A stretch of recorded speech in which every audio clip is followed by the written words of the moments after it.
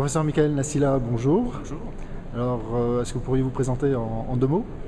Oui, je suis professeur de physiologie à l'UFR de pharmacie d'Amiens et je dirige le groupe de recherche sur l'alcool et les pharmacodépendances. Alors, on se retrouve aujourd'hui pour le 7e colloque de la FIRN sur cerveau et dépendance. Quels sont les liens finalement entre la consommation d'alcool et les mécanismes à l'intérieur du cerveau? La première chose que je tiens à dire, c'est que l'alcool est une drogue comme les autres, parce qu'on a bien souvent tendance à entendre que l'alcool ne serait pas une drogue. On la dégage un petit peu des drogues. Et donc, comme toutes les autres drogues, elle induit une dépendance, après un usage chronique assez important. Et donc en France, c'est un problème assez important, parce qu'on considère qu'il y a environ 3, 4, peut-être 5 millions de personnes qui sont vraiment alcoolodépendants. Il y a 10% de la population qui a un problème avec sa consommation d'alcool. Et puis il y a un problème également lié, je dirais maintenant, à de petites problématiques qui sont le syndrome d'alcoolisation fétale, donc alcool et grossesse, ça ne fait pas bon ménage parce que l'alcool est un neurotoxique. Et puis également une consommation qui peut être excessive et répétée chez les jeunes. Et on ne connaît pas bien encore les effets à long terme de ce type d'alcoolisation. Alors, on associe quand même toujours la consommation d'alcool ou l'excès de consommation d'alcool à des problèmes de cirrhose. Enfin, je viens de cette histoire-là. Mais quel est l'impact sur le cerveau?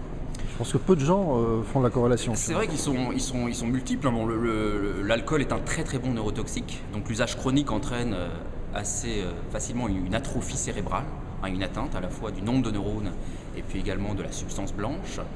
Également, on s'est aperçu assez récemment, et on a fait des expériences par exemple chez le singe qui montrent qu'à l'adolescence, notamment, il y a un phénomène de neurogénèse, c'est-à-dire l'apparition de nouveaux neurones, contrairement à ce qu'on pouvait croire auparavant. Tout n'est pas fait à la naissance, mais il y a des nouveaux neurones qui apparaissent. On s'est aperçu que, par exemple, des ivresses à l'adolescence empêchaient ce phénomène d'apparition de nouveaux neurones dans le cerveau. Donc ça, c'est un petit peu inquiétant, par exemple. Alors, quelles sont les voies dont on dispose pour prévenir finalement ces divers dépendances? Bien, la prévention, elle est multiple.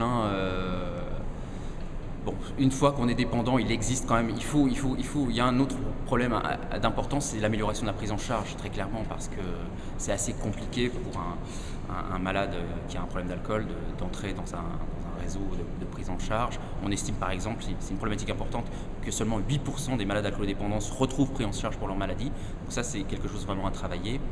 Et puis, ça passe aussi par de la meilleure formation des professionnels. On s'aperçoit que les traitements ou les essais de recommandation relativement à l'alcool ne sont pas toujours très bien connus, donc ça aussi c'est une barrière. On a du mal en France à parler d'alcool, ça reste assez tabou finalement, et c'est vrai que c'est un sujet difficile à aborder, beaucoup plus difficile que le tabac par exemple, donc ça c'est une différence également très importante.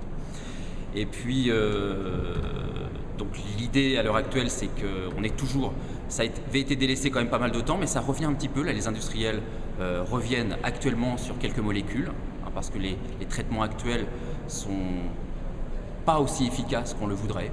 Et donc apparaissent des molécules qui ont changé un petit peu de paradigme dans l'alcoolodépendance. Ce serait plutôt de faire en sorte que le patient puisse retrouver une consommation dite contrôlée, c'est-à-dire qu'il puisse reprendre comme ça son médicament à la demande et puisse reconsommer sans retomber dans du binge drinking ou dans une consommation forcément excessive. Donc vous voyez, ça aussi c'est une nouvelle modalité dans le traitement de l'alcoolodépendance peut-être. Professeur Nassila, merci beaucoup.